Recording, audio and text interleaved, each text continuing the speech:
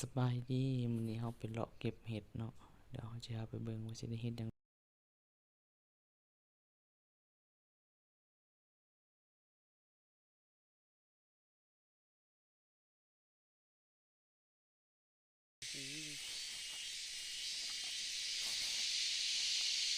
เจอบ่เลยบ้านออก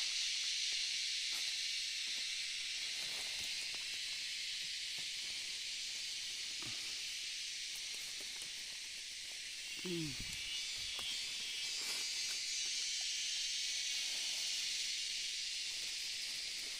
ได้เดี๋ยวเลาะต่อก่อน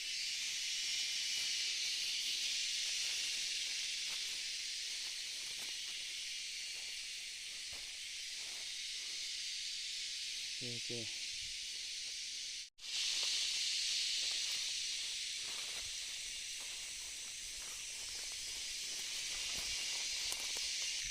ตึกเต็มห้อง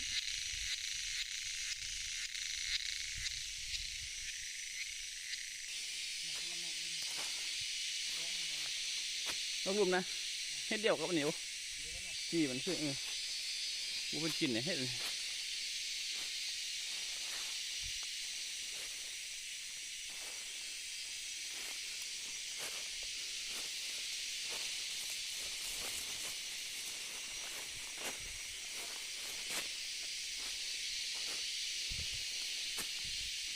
โอ้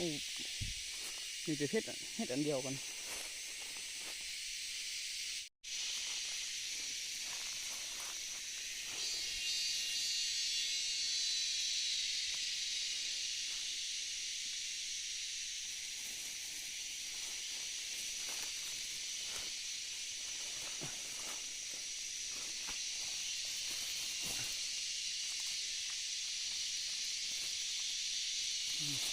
กำลัง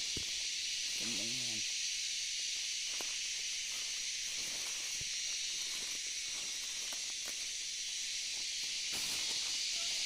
เจอ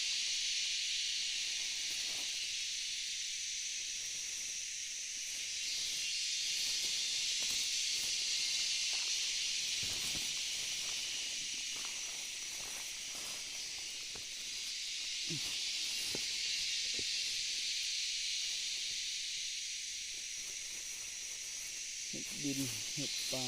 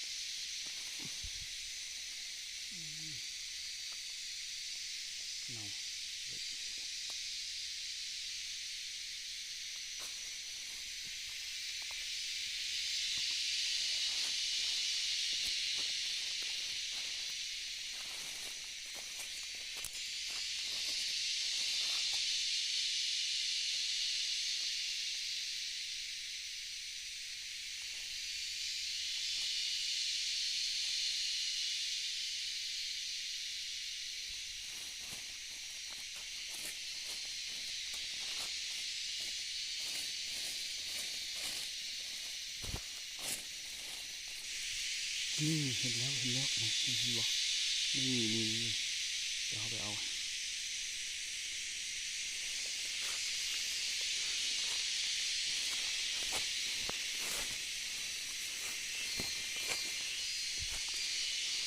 พอดีงามนี่โอ้โหเกี่ยวเอาหมุนไปเลย